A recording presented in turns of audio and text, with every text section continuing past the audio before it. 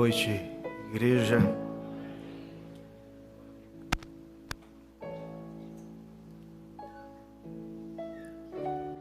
As palavras do irmão Neville, elas são uma confirmação daquilo que desejamos compartilhar com a igreja nesta noite. É na mesma linha. E creio que todos nós fomos tocados por esse testemunho. Costumo dizer que você não prosperará, não vai prosperar até que você não ponha a culpa no lugar certo.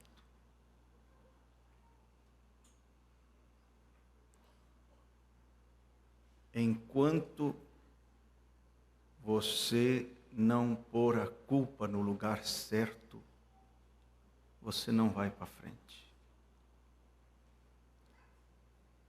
Desde o Éden, diz o profeta, o homem iniciou esse jogo de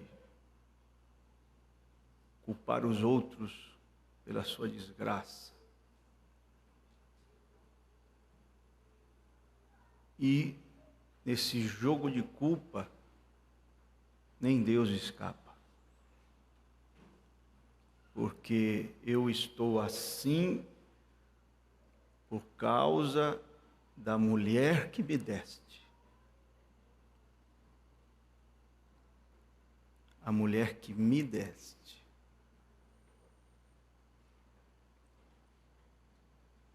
E então depois, quando Eva foi interrogada, a culpa foi da serpente. E nós temos esse costume, quando nós analisamos as duas casas, a alicerçada na rocha e a que foi edificada na areia, costumamos pôr a culpa no lugar errado. Nós culpamos o vento, ou a chuva, ou a tempestade, mas a culpa está genuinamente, verdadeiramente em um lugar, alicerce fraco. Esse é o motivo da queda. Então, a mãe diz assim,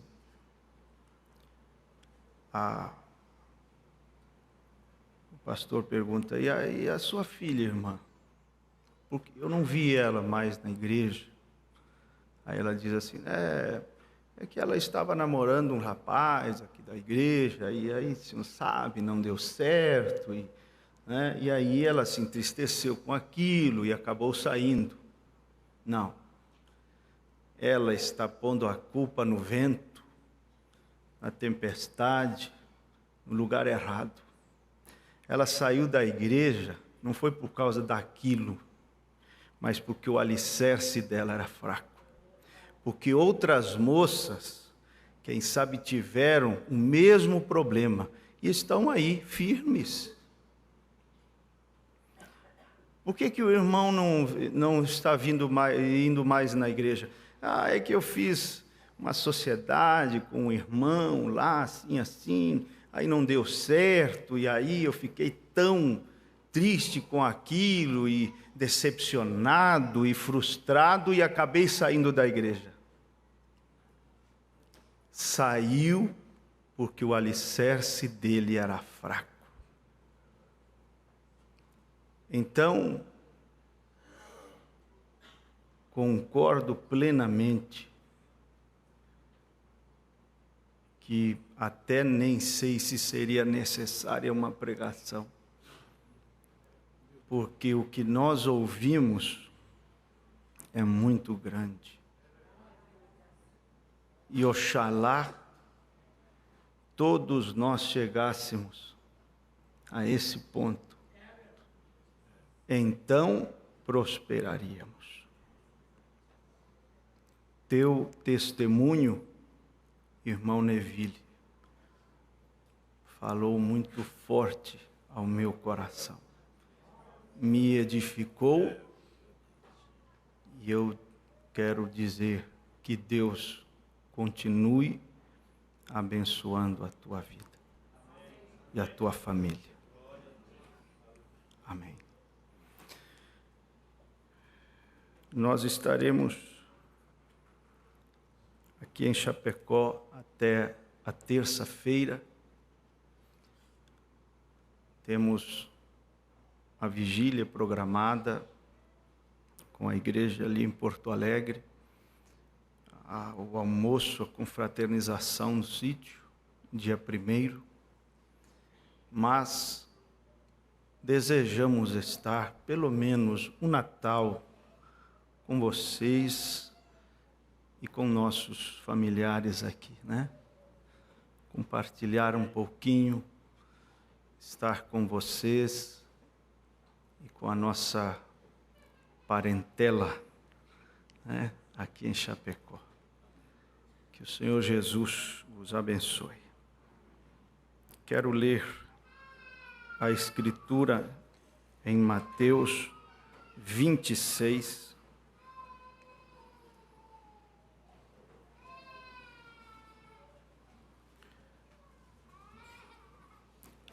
Não foi uma perda de tempo esse testemunho, né? Não foi. Deus é que manda na reunião. Deus é que manda, né? Não há um nicolaísmo. É Deus que faz as coisas, né? Mateus 26, verso 51. E eis que um dos que estavam com Jesus, estendendo a mão, puxou da espada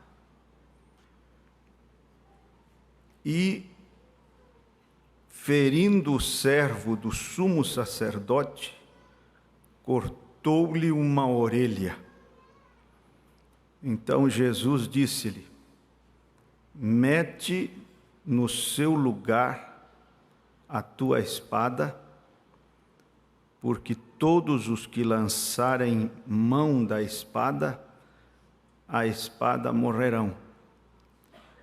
Ou pensas tu que eu não poderia agora orar a meu Pai, e que ele não me daria mais de 12 legiões de anjos? Como, pois, se cumpririam as Escrituras que dizem que assim convém que aconteça? E no livro de Jó,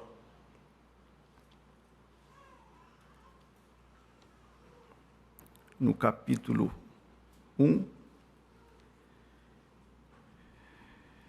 verso 20, então Jó se levantou e rasgou o seu manto e rapou a sua cabeça e se lançou em terra e adorou.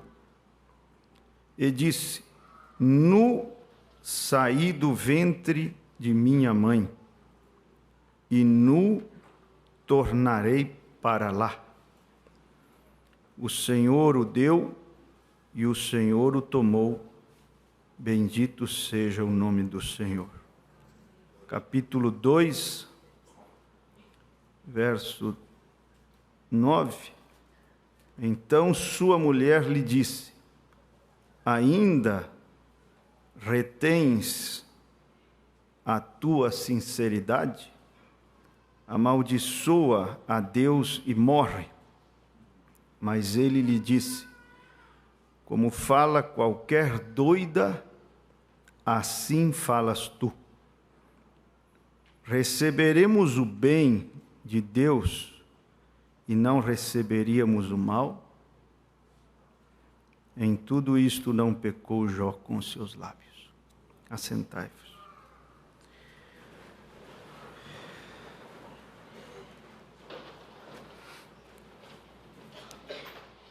Quero que você olhe para cá e me dê toda a sua atenção. Quero falar nesta noite sobre um importante tema, assunto: rendição. Comecei a me interessar por essa questão depois que ouvi o quanto o profeta valorizava a questão da rendição. Li uma frase muito chocante em uma mensagem em espanhol. Acredito que ela não está ainda disponível em português, onde o profeta diz que um homem completamente rendido a Deus torna-se onipotente. Me chocou, porque onipotência é um atributo exclusivo de Deus. Mas o que significa é que se esse homem se render, o Todo-Poderoso poderá se manifestar através dele e fazer grandes coisas. Estas palavras que vamos compartilhar, ou por meio destas palavras, nós vamos entender por que rendição é poderoso e, ao mesmo tempo, uma das coisas mais difíceis de serem feitas. É a coisa mais poderosa e é a coisa mais difícil. Estas palavras de Jó nas duas passagens que acabamos de ler me fazem lembrar do Éden, mais especificamente das duas árvores misteriosas que estavam no jardim.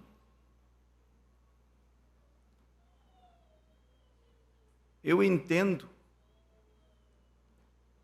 existe a interpretação, do profeta, a exata interpretação do que elas eram, do que elas representam. E eu gostaria de analisar, por um certo ângulo, essas duas árvores. Uma delas representando a maneira como esta dimensão natural funciona.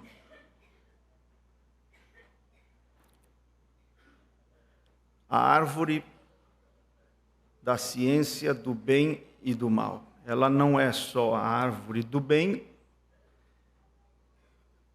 tampouco é somente a árvore do mal. Existe uma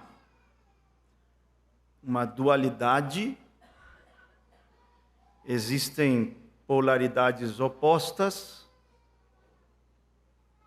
dentro da mesma árvore. O bem e o mal. E essa árvore, muito bem, pode representar a nossa dimensão terrena. Porque nós vivemos em um mundo de dualidades. Nas palavras do irmão Branas, seria o que ele chamou a lei do contraste. Nós temos alto, baixo, gordo, magro, rápido, lento, esquerda, direita, quente, frio, claro, escuro. E essa é a nossa dimensão.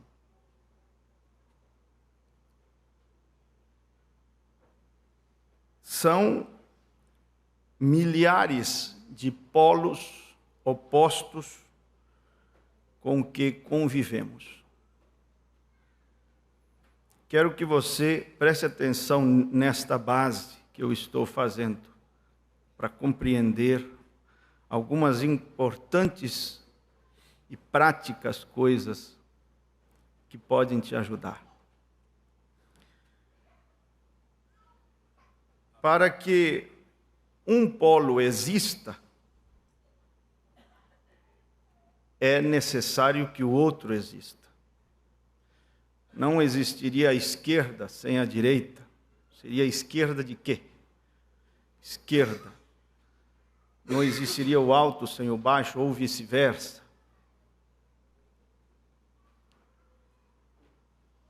E é por isso que eu disse que as palavras de Jó me fazem lembrar do Éden. Porque ele, como que, de alguma forma, menciona essa árvore, dizendo que o certo seria ter a consciência de que o bem nos acontece, mas também males nos acontecem. Porque estamos inseridos dentro de um mundo que funciona assim, com esse dualismo. A outra árvore poderia representar já o plano sobrenatural, uma dimensão bem mais elevada que é a vida, Zoe, a vida do próprio Deus. Então aqui eu quero te mostrar o seguinte.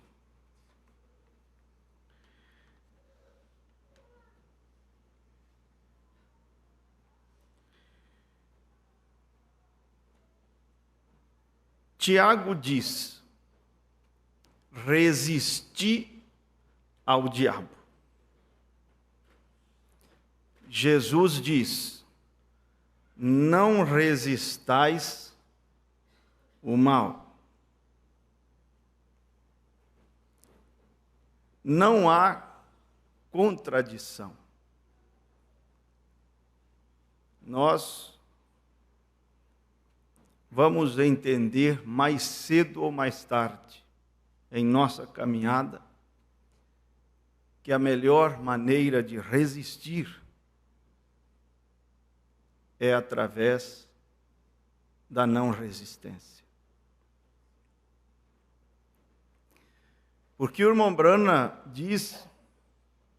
define de maneira muito simples, como lhe é peculiar, o que é resistir. Resistir, na cabeça de alguns, é como uma luta, é como algo assim, partindo para cima do diabo a soco. Vamos resisti-lo. Quando o irmão Branham diz que é simplesmente dar-lhe as costas.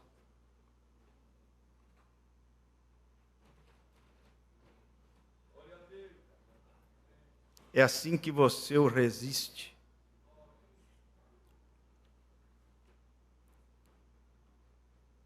É um deixando com que o diabo fique falando sozinho. Deixa ele falando sozinho. Não dê atenção, mude o foco.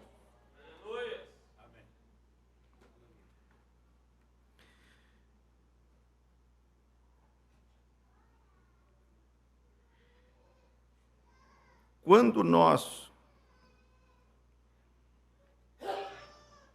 não estamos cientes dessa dualidade da nossa dimensão, sofremos muito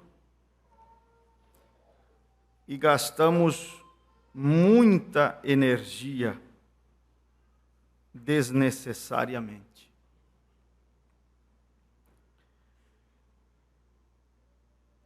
Por que é tão difícil se render?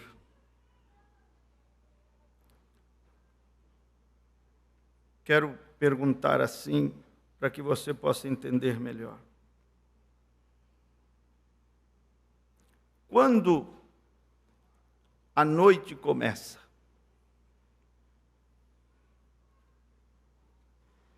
ela começa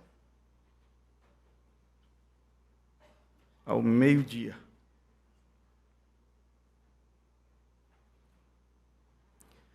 Você diz, ao meio-dia? Sim, ao meio-dia. Deixa eu explicar. Quando algo atinge seu auge, esse algo começa a se transformar no seu contrário.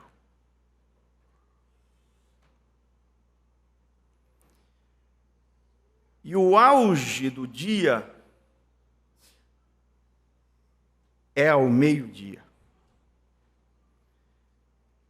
Em nenhum outro tempo do dia, em nenhuma outra hora do dia, o sol é mais terrível. Não é 10 da manhã e não é 4 da tarde. É quando ele atinge seu auge. Depois que ele atinge seu auge, preste atenção, ele começa a ceder para o seu contrário, que é a noite. 1 da tarde, você diz, é dia? É. Mas está mais para o lado da noite que do dia. 4 da tarde, é dia? É. Mas está mais para o lado da noite do que do dia. 5 da tarde, é dia? É. Mas está mais para o lado da noite do que do dia. Em outras palavras, algo semelhante ao que o profeta disse. Você vive até seus 20, 22 anos, 25, daí para frente você começa a morrer. Quer dizer, você atinge seu auge e depois começa a caminhar em direção ao oposto da vida, que é a morte. Você aos 40 diz, estou vivo. É, mas está mais perto da cova. Aos 60, estou vivo. Tá. Mas está mais para lá do que para cá. Entendem o que eu quero dizer?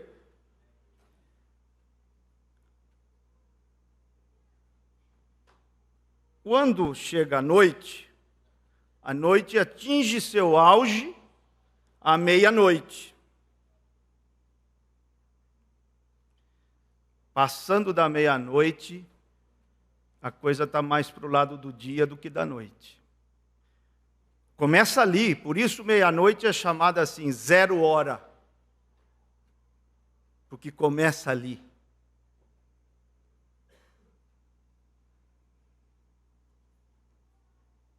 O que isso tem a ver com o nosso assunto? Muito. Porque é justamente nesse ponto que reside o nosso problema, a nossa dificuldade. Nós não deixamos as coisas chegarem no seu auge para se tornarem o seu oposto, ou seja, aquela bênção que estamos procurando.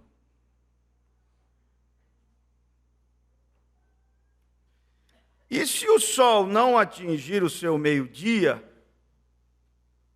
não haverá o seu oposto. Se a noite não atingir a sua meia-noite, não haverá o seu oposto. Mas como nos judia e nos faz sofrer esse esperar com paciência e sem desfalecer, até que aquele determinado problema alcance seu auge. Geralmente nós puxamos da espada e queremos que a coisa seja interrompida por ali.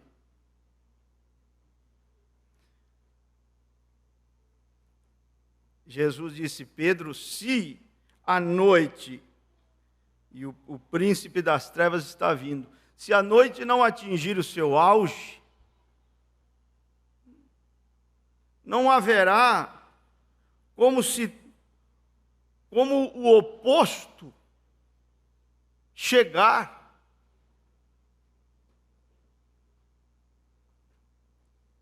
E ali, nessa passagem, há um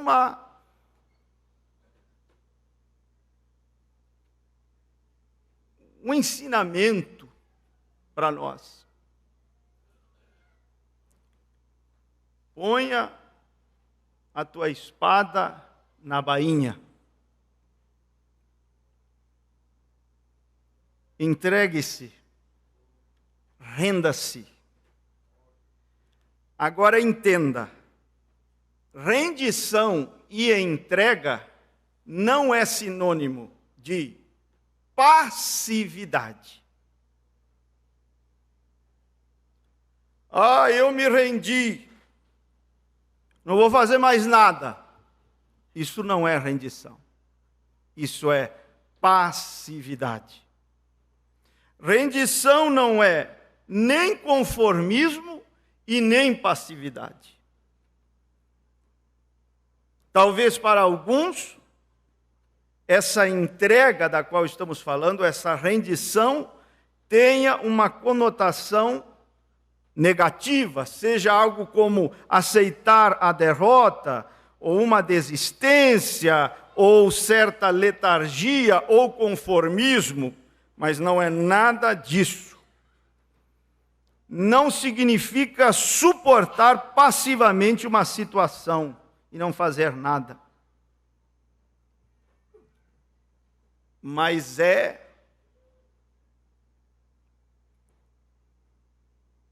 não se opor, não gastar energia à toa. Você vai enfrentar esse avançar do problema. Olha, isso aqui é tão prático, e eu acredito que não haja quase que nenhuma pessoa aqui que não tenha passado por isso, que quanto mais ora, pior fica.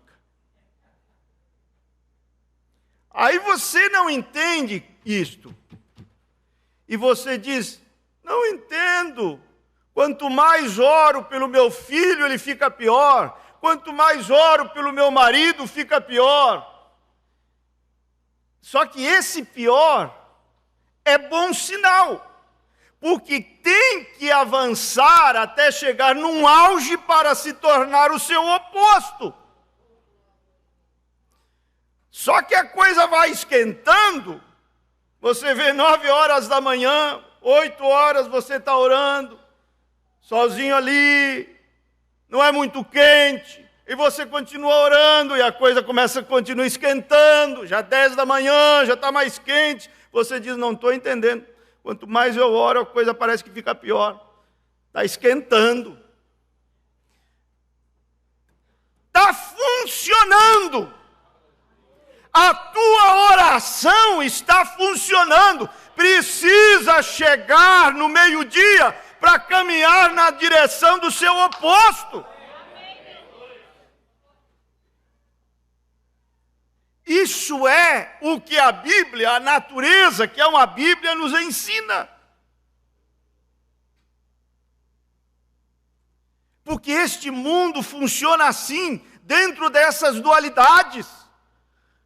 Não tem como você ficar só em um polo e dizer assim, não, eu vou viver de tal forma que eu vou ficar tão blindado que nenhum mal vai me acontecer. Olha, o próprio Jesus disse assim, no mundo tereis aflições. E essa palavra no grego significa que nós enfrentaríamos situações que fugiriam do nosso controle. Mas você olha para Deus e acredita que Ele está no controle de tudo. E é interessante que Jó não disse, o Senhor deu e o diabo tirou. Ele disse, o Senhor deu e o Senhor tirou. Quer dizer, Ele está no controle de tudo. Jesus, sabendo disso, aí Pedro puxou da espada, nós fazemos isso.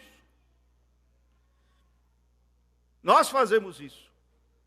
Puxou da espada, Senhor, eu não vou permitir. Aí disse, põe a tua espada na bainha. Isso aqui tem que atingir um auge para se tornar o seu contrário. Aí ele disse assim, eu vou ser preso. Pronto, chegou no auge, ainda não. Tem que ser cuspido, agora sim. O auge da humilhação, ainda não. Está piorando, só piorando, só piorando. Uma coroa de espinhos, agora sim, chegou. Não, ainda não. Vai piorar mais ainda. Tem açoites que lhe arrancariam pedaços de carne e deixariam seus ossos aparecendo. Agora sim, ainda não. Ele só foi descendo, descendo, descendo.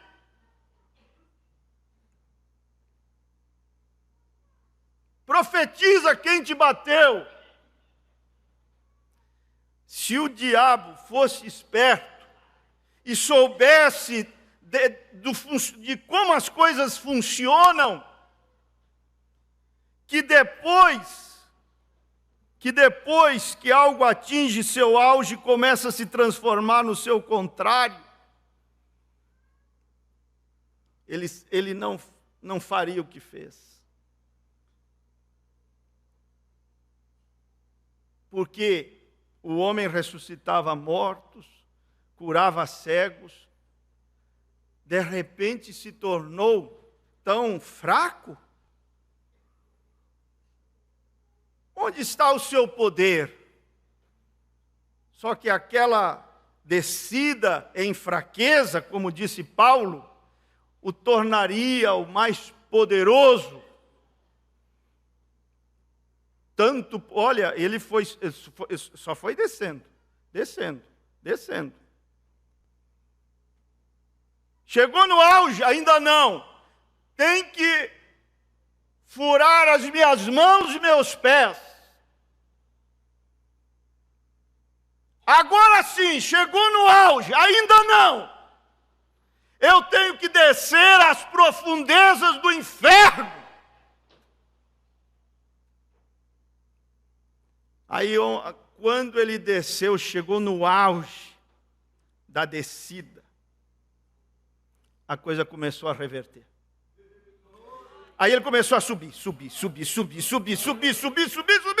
E o irmão Branham disse que subiu tanto, esse homem subiu tanto, que hoje ele tem que olhar para baixo para ver o céu.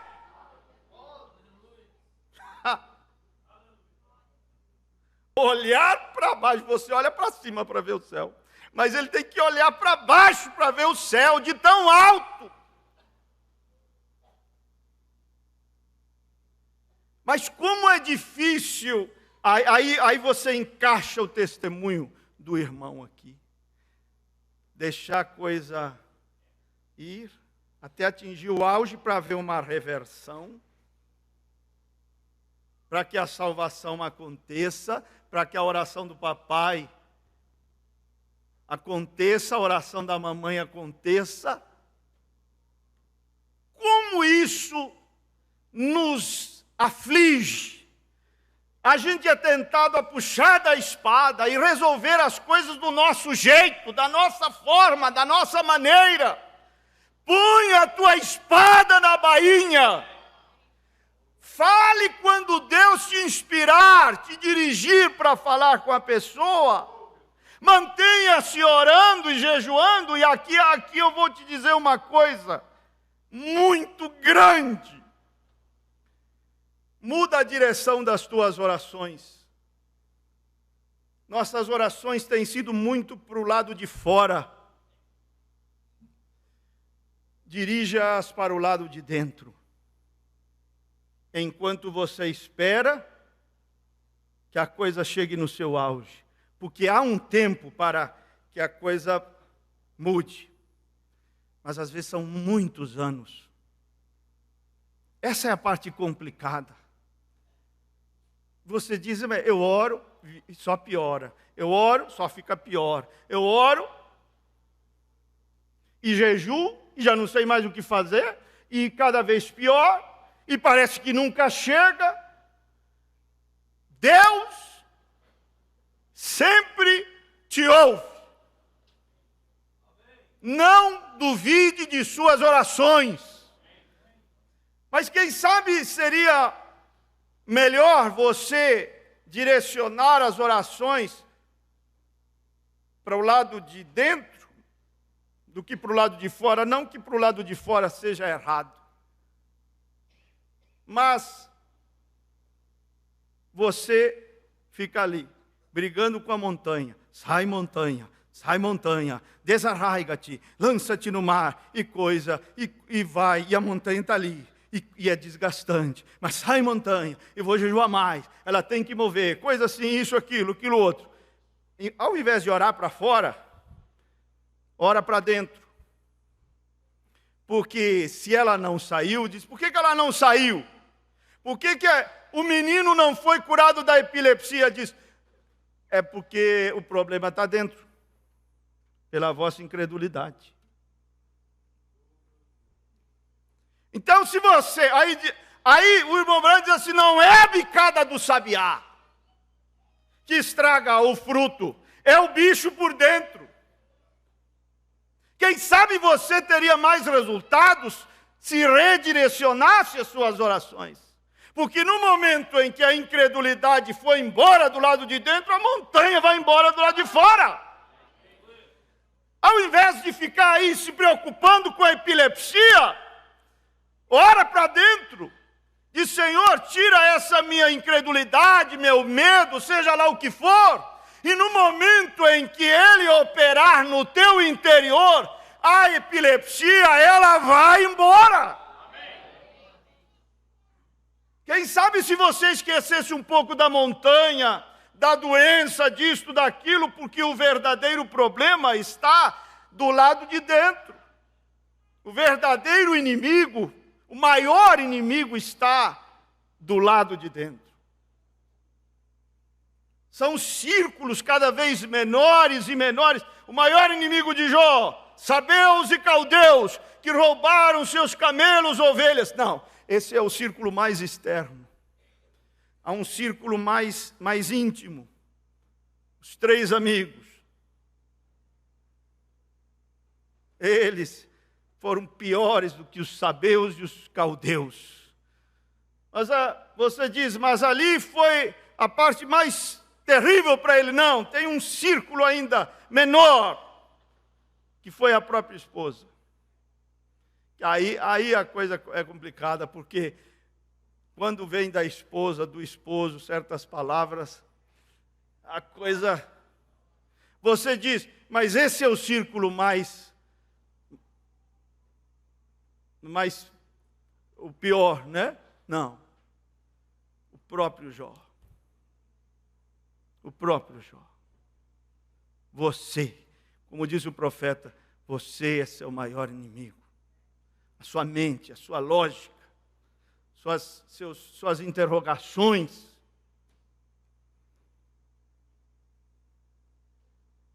Olha, lá estava Saul, na caverna, Davi na mesma caverna, ungido, vindicado pelo profeta. Aí o Joabe disse assim, puxa a espada. Sempre tem um Joabe, né? Sempre tem um Joabe na volta. Puxa a espada, mata esse camarada, assume o trono. Isso aqui é de Deus, irmão.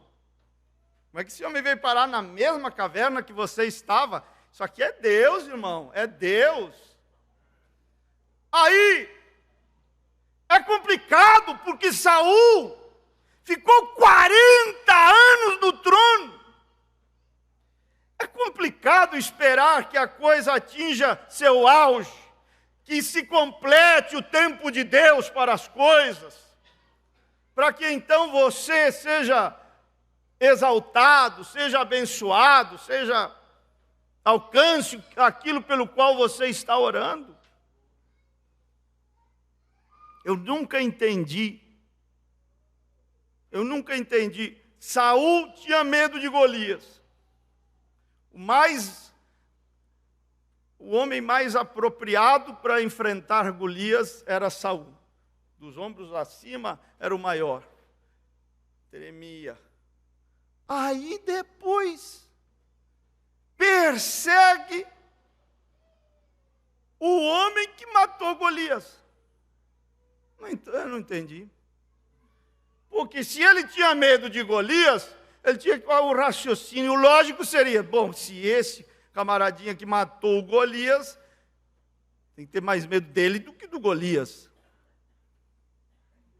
Mas veja-o perseguindo. E aqui você vai entender que é necessário que existam tribulações, é necessário que existam perdas, é necessária a dor. A dor, ela te levará a lugares que 1000 jejuns nunca te levarão. A dor te levará a lugares que as mais eloquentes orações que você fizer nunca te levarão. A dor é necessária. A dor é importante. Você deve se abrir e dizer: receberemos somente os bens de Deus e não os males, sabendo que a nossa dimensão é assim. Não vamos confiar em Deus que, se Ele permitiu isto, há um propósito, há uma razão. Ou Deus perdeu o controle.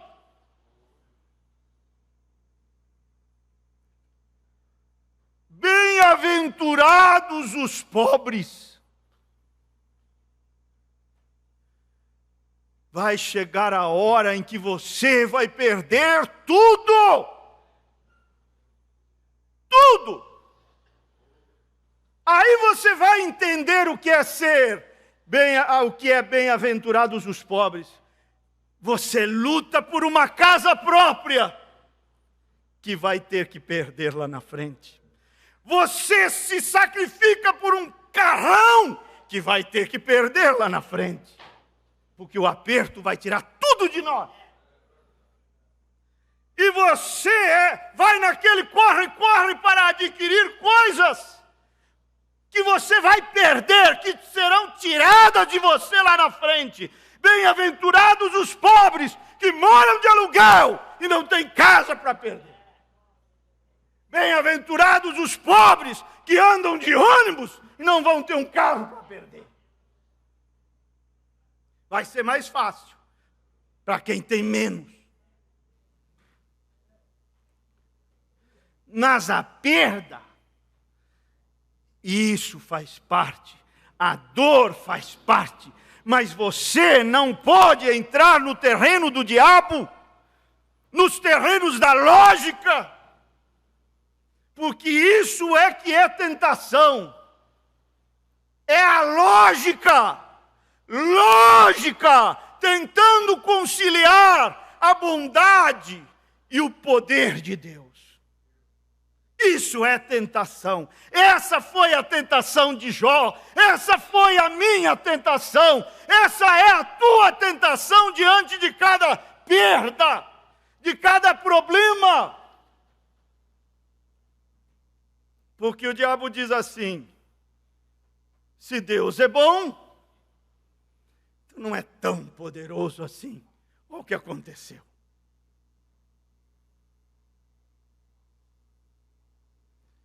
Aí se você teima, dá uma de crente, né? E diz: não, meu Deus é poderoso sim. Então ele não é tão bom assim, porque olha o que aconteceu.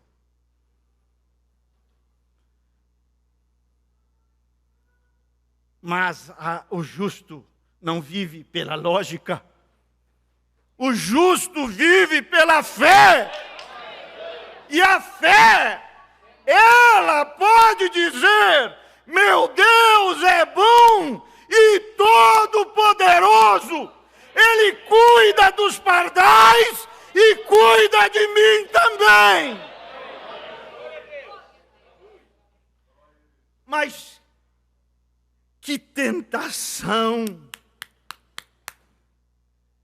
Que tentação! Como a espera judia da gente. Como as oportunidades, a tentação de puxar a nossa espada e resolver a coisa do nosso jeito, no nosso tempo, da nossa maneira. E isso atrasa as coisas. Você não deixa a coisa chegar no seu auge. Você não deixa a meia-noite chegar para depois começar a caminhar em direção ao dia da tua bênção. Quando está chegando pelas 11 da noite, você empurra a noite para trás de novo. Cada vez que você puxa da sua espada, você faz isso. E você só vai prolongando o sofrimento. Deixa as coisas caminharem e vá orando. Vá orando. Ore para dentro. A nossa oração é: passa de mim este cálice. Você vê como há uma mudança na oração de Jesus. Passa de mim este cálice. Externo, né? Uma coisa externa. Mas depois ele fez uma oração mais profunda, quando ele orou para dentro e falou: mas aqui, não a minha vontade, não meu tempo, não minha vontade, não do meu jeito, não como eu quero, porque o problema sempre está ali dentro.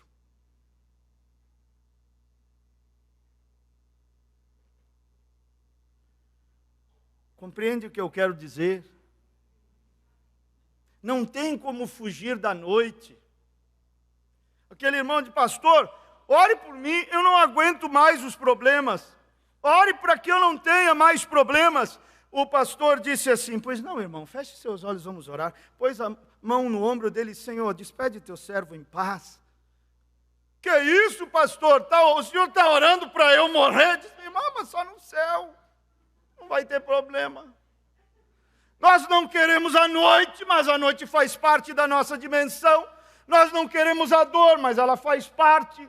Nós não queremos tantas coisas. Jó entendia, é assim, funciona assim. Você vai fazer o quê? Você tem que aprender a lidar com a noite. Tem que aprender a lidar com a dor. Tem que aprender a lidar com coisas que pertencem a esta dimensão e que não vão mudar, ainda que você não goste. Mas, se você se mantiver olhando para Deus, aí parece que você está orando ali e a coisa só piorando. E aí o Lázaro está doente, e a Marta orando, e vai e chama Jesus. Aí a doença só piorando, só piorando. Como é que há ressurreição sem morte? Não existe, irmão.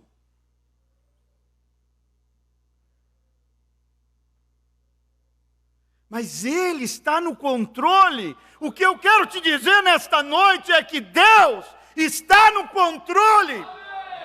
E que é um bom sinal se a coisa está ficando pior. Teu Deus não é fraco. Ele não é um pedaço de gesso, de pedra, de madeira.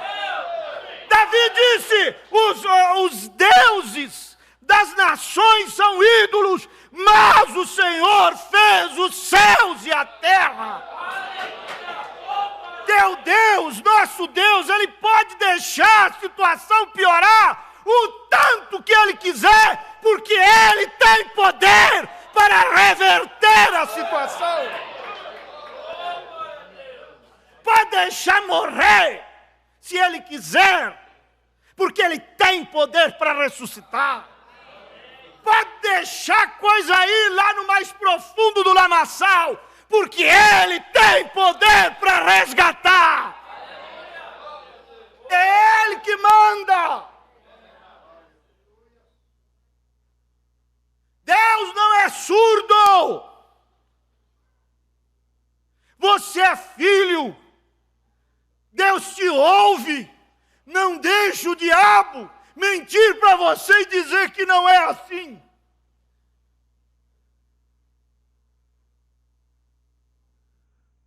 A vovó disse para os netinhos: já é tarde, vão dormir, mas orem antes. Aí ajoelharam do lado da cama e um deles começou: dá minha bicicleta! Deus! O outro ficou, que é isso? Que é isso? Meu ouvido, que é isso? Para que esses gritos? Deus não é surdo. Ele diz, mas a vovó é.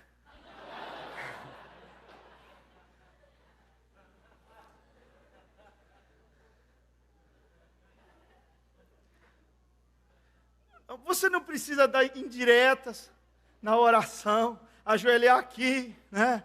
Ó Deus, o Senhor sabe que eu preciso, para ver se algum irmão de grana se compadece. Irmão, aqui para você pagar seu aluguel, para você fazer isso e aquilo. Você não precisa fazer fofoca na oração. Você não precisa de um ouvido humano para te ouvir. Deus não é surdo. Olhe pelo lado certo. Deus está no controle. Deus ama você. Deus é maior que os seus problemas. O foco te ajuda muito. Um homem mandou 2 dos seus fiéis empregados para a Índia. Ele tinha uma fábrica de sapatos. Mandou para a Índia. Alguns dias depois, um deles liga e diz, patrão, não vai dar certo, porque aqui na Índia ninguém usa sapato. Nosso negócio aqui vai ser um fracasso. No mesmo dia, o outro liga e diz, patrão, nosso negócio vai ser um sucesso, porque aqui ninguém usa sapato. Depende como você olha.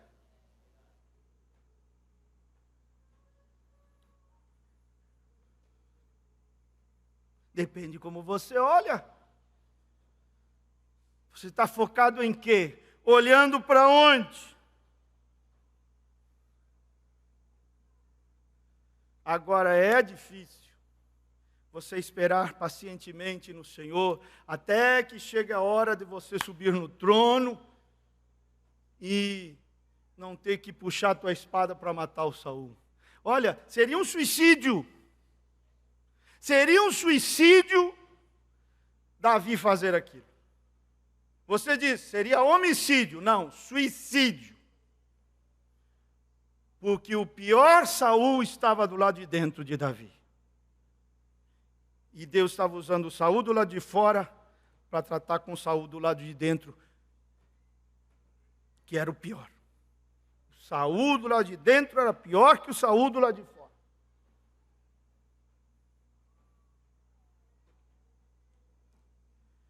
Agora, põe a tua espada na bainha. Vamos ver o que vai acontecer aqui. Mas vai isso, e sofrimento e dor. Vamos lá. Deus está no controle. Deus está olhando. Deus não se esqueceu de mim. Que coisa, é muito diferente, irmão.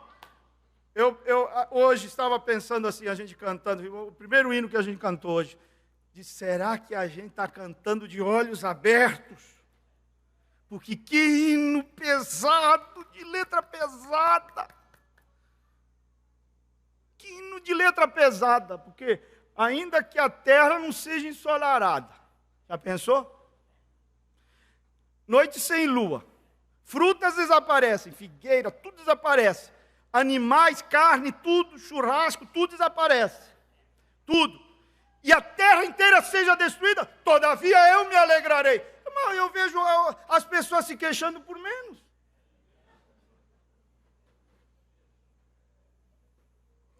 Aí será que a gente está cantando de olhos abertos, ciente do que está cantando, ou vai no oba-oba da melodia memorizada? Porque tem que viver o que canta também. Aí, melhor seria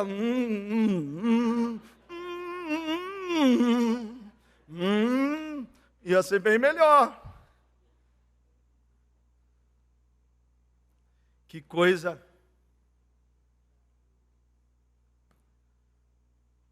Deixar o tempo de Deus, porque é complicado, irmão. Você vê como esse testemunho se encaixa certinho nisso. Quantas vezes as espadas foram tiradas da bainha com a intenção de consertar o rapaz. Porque você é isso, mas chegou uma hora que a coisa chegou no auge. Chegou no auge, ele diz, eu desci ao ponto de me tornar um miserável, não tinha como descer mais, chegou no auge. Aí começa o processo da reversão da situação. Mas até chegar lá são anos e anos e anos e anos, e quem aguenta esperar tanto? Só Deus para te dar força.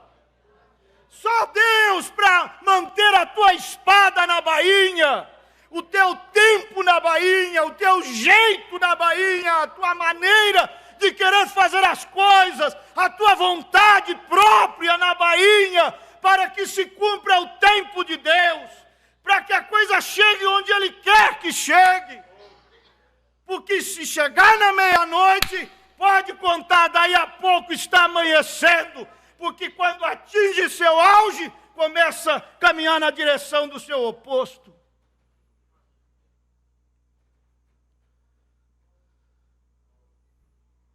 E vai você lembra de Jó, lembra dos que é, finalizando aqui, que é a grande tribulação?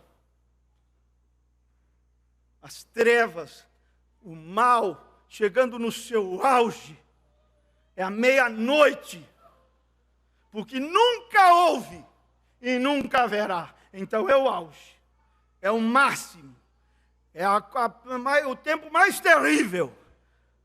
Mas chegou no auge, chegou. Aí vai caminhando depois para onde? Milênio,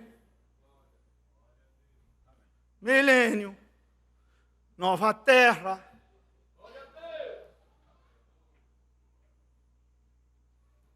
O que é o inverno, irmão? O que é inverno?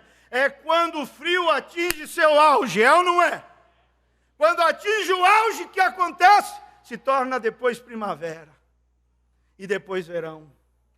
E quando o verão atinge seu auge, começa a caminhar na direção do seu oposto e se torna o quê? Outono e inverno de novo. E é assim que é a nossa dimensão. Agora, se você tem essa ciência, se você tem esse entendimento, você vai confiar em Deus e saber que as suas orações, longe de não estarem sendo respondidas, na verdade estão sendo e muito bem respondidas. Se a coisa está ficando pior, é bom sinal, porque está caminhando para o auge, e Deus está no controle. Todo poder me foi dado no céu e aonde? E na... Então o diabo manda em quê aqui embaixo? Todo poder me foi dado. Deus tem a palavra final, Deus tem o controle, o diabo só faz o que Deus permite, e Deus é que estabelece limites, Deus faz como Ele quer. Lutero disse que o diabo é um cachorrinho, numa coleira, na mão de Deus, e é mesmo.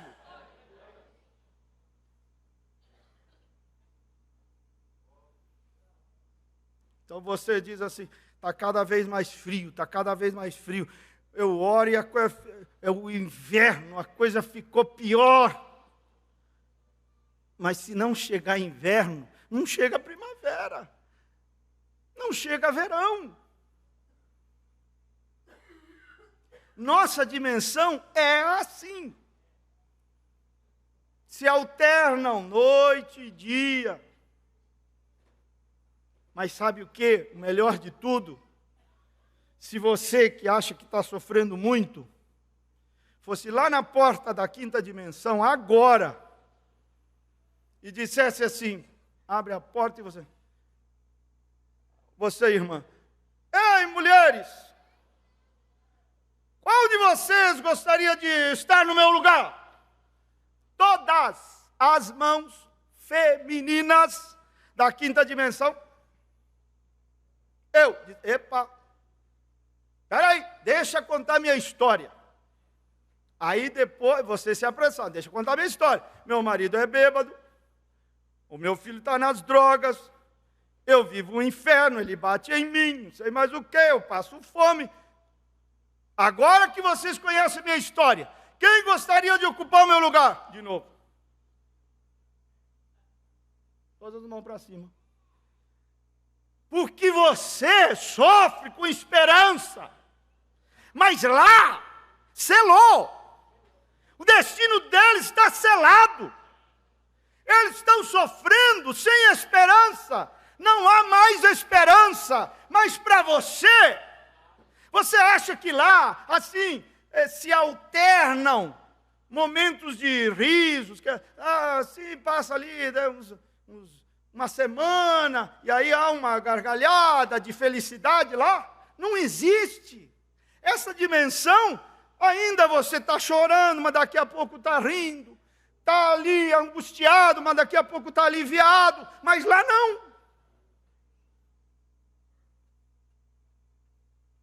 Isto parece um inferno, mas aquele é que é o verdadeiro inferno.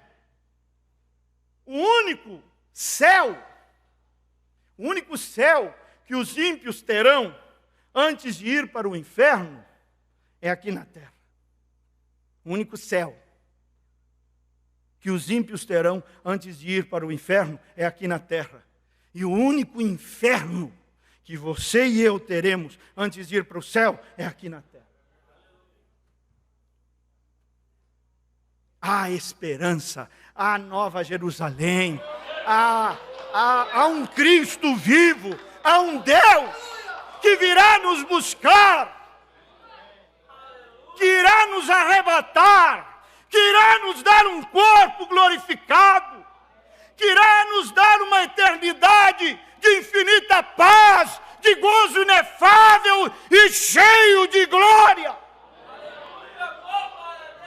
Então não encare, como dizia o irmão, os seus problemas como um coitado, como uma vítima. Você não é vítima. Você é um filho, você é uma filha de Deus. Ali chega, quando Jesus tombou ali, indo para o Gólgota, as filhas de Jerusalém. Ai, Jesus, coitadinho de Jesus, oh meu Deus. Que é? Como assim? Não choreis por mim? Eu não sou coitadinho, não. Ah, meu Deus, o que vocês estão fazendo com o Senhor? Estão batendo. Como assim? Chorai por vós mesmas? Só que eu estou ciente do que está acontecendo. Eu sei quem eu sou, sei para onde estou indo, sei o que vai acontecer. Estou cumprindo a minha missão de Salvador. Sei que eu estou sofrendo e tudo, mas eu também sei que a morte não poderá me reter entre suas garras.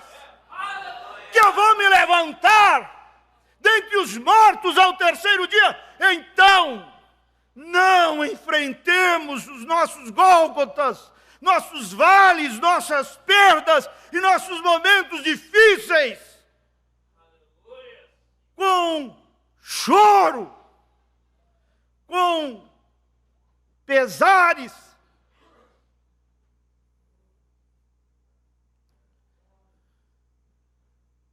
Mas dependa de Deus, pois senão você não dá conta. Mas, irmão, às vezes, crentes se comportam pior do que ímpios. Eu já vi crente em velório assim, ó, a coluna aqui, e a, pá, de cabeça, tendo a cabeça na coluna.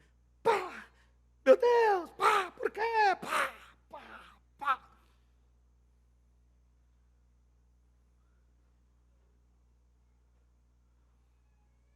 Agora, tem que ser Deus.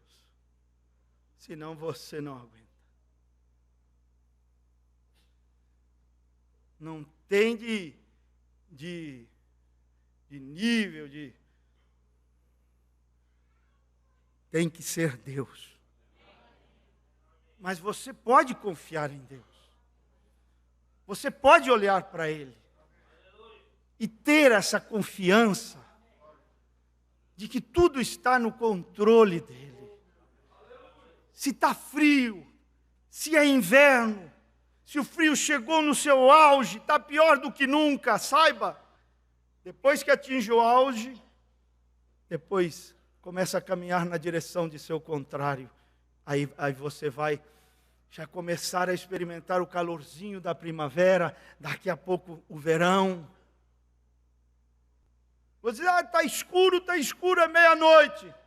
Tudo bem, mas depois que atinge esse auge, vai caminhando para o dia, para o amanhecer. A tua bênção vai chegar. A tua bênção está a caminho. Se você está orando pelo seu filho, acredite, mas piorou. Ótimo. Ótimo. Ótimo. Sinal que está fazendo efeito. O irmão Brana diz assim, orei por você, o tumor lá dentro. Aquela bola de carne se desprendeu. Está lá e o coração precisa bombear o sangue. Aí você adoece com febre. Quem lembra do fundo clama fundo? Aí a pessoa diz, piorei. Não recebi minha cura. Diz, não, aquela febre é o maior sinal de que você foi realmente curado. Se piorou é porque melhorou. Mas você vê a febre. Eu pensei que tinha sido curado. Mas aqui está a evidência que eu não fui. Não, aí está a evidência que você foi.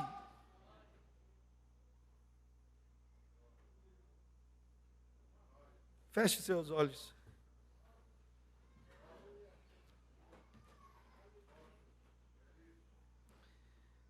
Quero fazer, meu Pai, uma pequena oração, junto com meus irmãos. Porque esperar o teu tempo, nos rendermos, entregar o nosso caminho ao Senhor, sem puxar da espada, sem sair cortando orelhas, não é fácil. Às vezes nós oramos, remova esse espinho na minha carne, remova. Uma oração muito externa.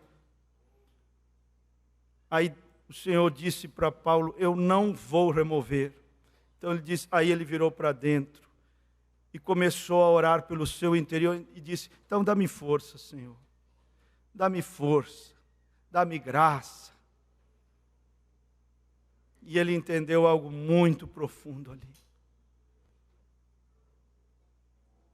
Meu Deus, não é fácil. Quando vemos os anos se passarem e o filho ainda no mundo, depois de tantas orações.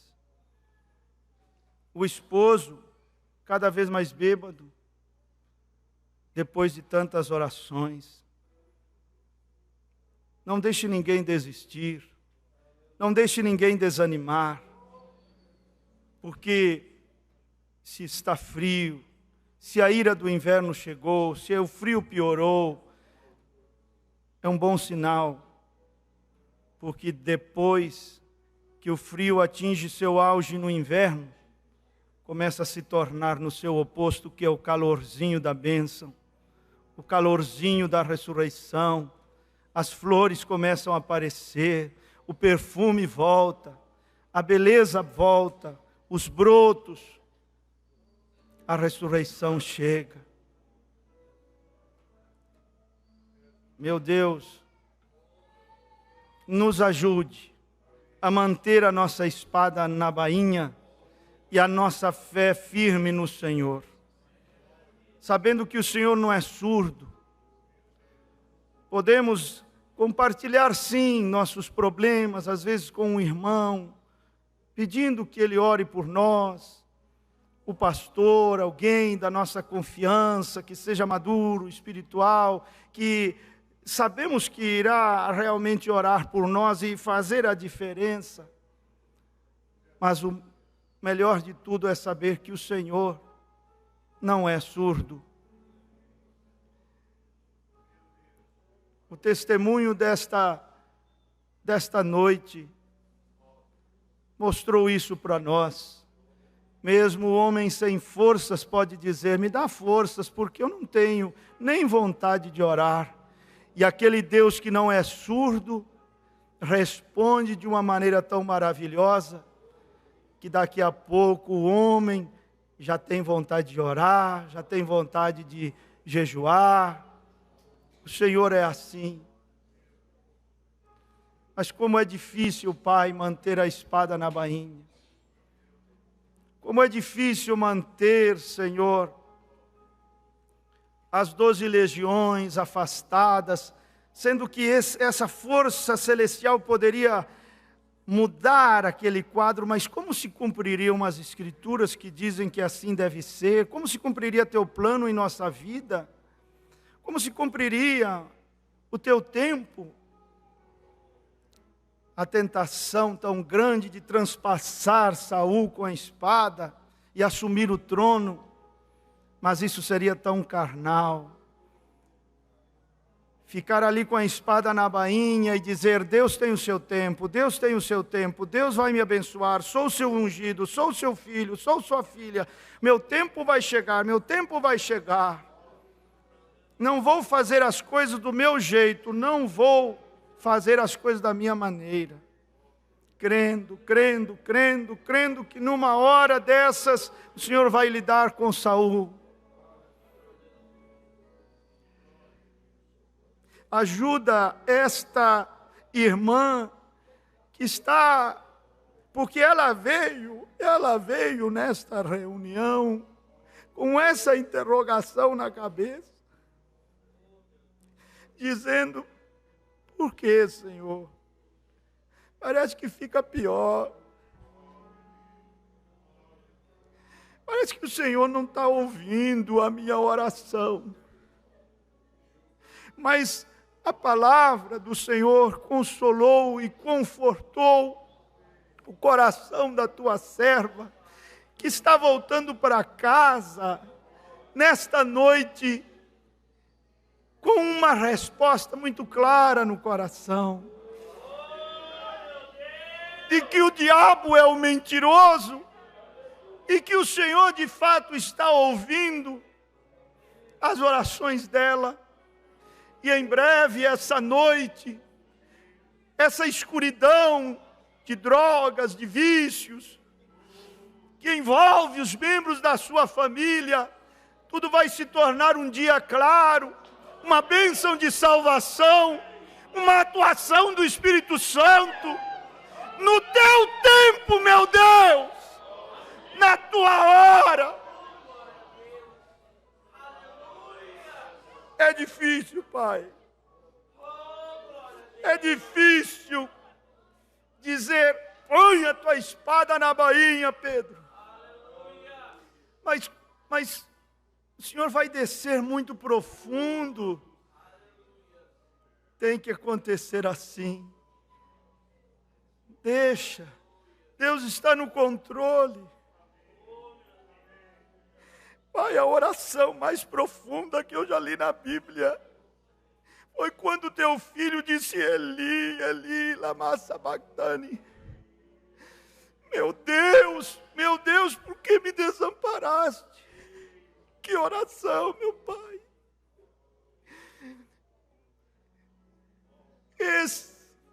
Isso é profundo demais. O homem desamparado, ele estava dizendo: estou desamparado. Mas ainda assim, o Senhor é o meu Deus, meu Deus, meu Deus. Não importa os meus sentimentos, como eu me sinto, ainda que eu me sinta desamparado. Mas esse homem que se sente desamparado diz: mesmo agora, tu és meu Deus. Eu não vou trocar de religião, eu não vou trocar de Deus. Tu ainda és o meu Deus desamparado.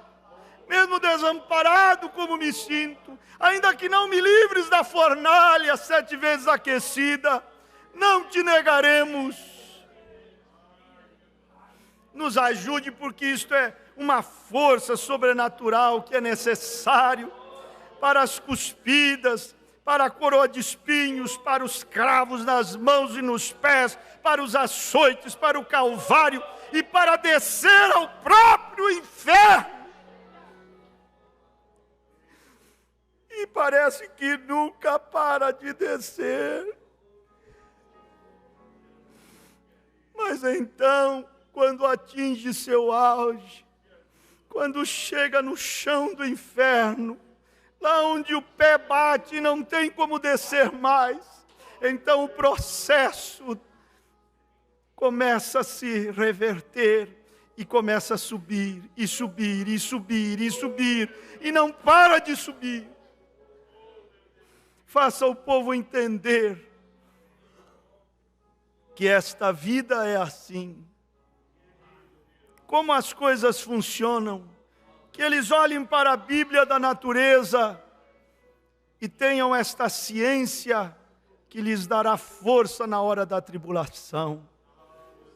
Obrigado, meu Deus, aquilo que eu não dei conta de expressar, que o Senhor amplie em cada coração, em nome de Jesus. Amém. Deus te abençoe.